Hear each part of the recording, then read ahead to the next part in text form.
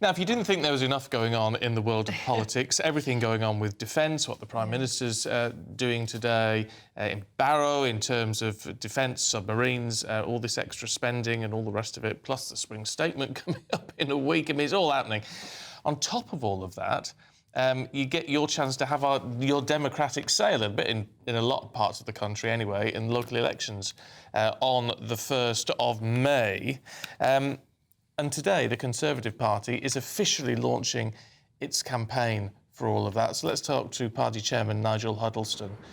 Good morning to you. It's quite difficult, this, for the Conservatives, isn't it? Because you are so on the back foot in terms of the public's perception of you. They didn't trust you to run the government. Why are they going to trust the Conservative Party to run councils? Well, because we have a really solid track record of delivering value for money in local government, where we deliver lower taxes and better services than other parties. Local government is really important. They deliver really important services that local people rely on. They make the communities better. And of course, you are right. We've had a bashing at last year's general election, and these elections are held in comparison to 2021, where we had a really high watermark. So there's no doubt these are going to be difficult for us, but we will be fighting for every vote in every seat up for election, because we can deliver better than others, and that will be a message we'll be getting across today.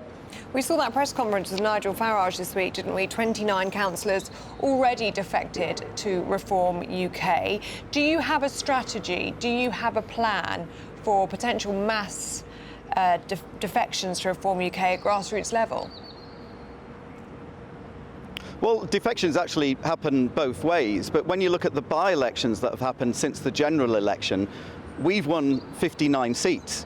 Reform have won 12. So when it comes to local elections, and this is really important as well, having good candidates who are embedded in their local communities, on the ground, focused on local issues and local concerns, we win. That is what we're good at. We've got teams of people out campaigning, and we deliver on those local issues and local matters. What I've seen some other parties do is try and run local elections based on national issues. They're important issues, but they're not always relevant to the delivery of local services and local mayors. And we're good at getting that message across. And I say, look, we had our difficulties. We are renewing the party now under the leadership of Kemi Badenoch. But when it comes to these local elections, we have a really good track record of delivering for local people, focusing on their priorities, having people who know their local communities, and that's how we win. Well, how do you, but indeed this applies to all parties, get that message out in the sense that we're heading towards a society now where more and more issues are voted for on a national level. I mean, even MPs are, quite frankly, voted in on the performance of their leader rather than on their performance as a member of Parliament. So, I mean, how does that apply to local elections if you want it to be fought on local issues and not national issues?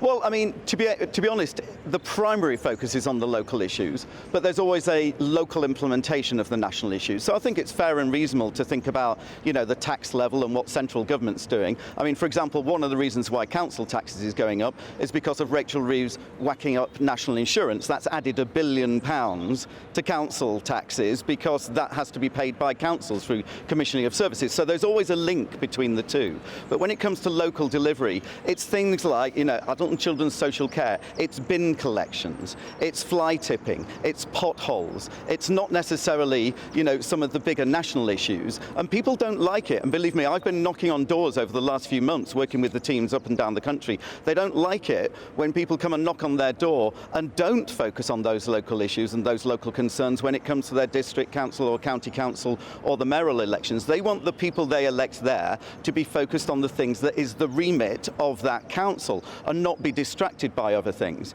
And you see up and down the country all sorts of motions being put in on things that are nothing to do with the local council, and that really irritates people, and with good reason, because if they want to stand for Parliament in Westminster, then come and stand for Parliament in Westminster. What people want is good local councillors focused on the things they care about, and as I said, we've got a really good record of that. Some of our councillors have stood and served their communities for decades. Many of them will be standing again. We've got new councillors who are embedded in their communities, and And I say that focus on spending money wisely, serving your local community and focusing on the things that matter locally is key to local people, and that will be the message we'll be getting across. There's some predictions this morning that you could lose over half of those 973 council seats that you gained in 2021. Fears, of course, that this could destabilise the party. If the results are as bad as that, could Kemi Badenoch face a leadership challenge? Well, no, because obviously Kemi has been leader for just a few months and people are getting to know her. And also in terms of the 2021 elections, when these seats were largely last held, the reality is it was a really high watermark for us. 11 years into government, we gained seats. It was the same day that we won off Labour the Hartlepool by-election. So it's a very high watermark. We actually won about 65% of all seats up for election back in 2021. That was unprecedented. That was about 30% higher than normal. So we do know that that is a very high watermark. It will be difficult to beat or indeed retain all of those councillors. But many people will know these councillors now who are standing again. They know that they're working hard for their local community, and I hope they'll get elected, and we will be fighting for as many votes as possible in every seat up and down the country. Is it going to be difficult in terms of differentiating between the Tories and Labour when it comes to some of the key issues at the moment, on a national level I'm talking? You know, we're in a very difficult financial situation. The spring statement, we understand, is going to be focused on spending cuts rather than tax rises. Well, surely that's something the Conservatives would support. It sounds like quite a Tory move on that. We've got more defence spending going on, and the Prime Minister highlighting that yesterday and later today. I mean, a lot of these issues do seem like they're straight out of the Conservative handbook. Well, I mean, we welcome the fact that Labour are stealing some of our policies when it comes to tackling welfare spending and obviously increasing defence spending. But there is clear blue water between us and Labour. I mean, the reality is that because of the pandemic, we had to increase taxes. Labour increased taxes out of choice, not out of necessity. They believe in higher taxes, big government, big spending. You know, Margaret Thatcher used to say the problem with socialism is eventually they run out of other people's money. Well, this is exactly what Rachel Reeves has already done. She's already run out of money, and therefore she's coming back already just a few months into this new Labour government because she whacked up spending by £70 billion in last year's budget. You know, we wouldn't have done that. These are Labour choices, and we're now all living with the consequences. That spending was now causing huge issues in terms of higher taxes. They don't focus on productivity either. You know, so there is clear blue water in terms of principles and policies between us and Labour, and indeed all the other parties as well. OK. Conservative Party Chairman Nigel Huddleston, thank you very much for your time.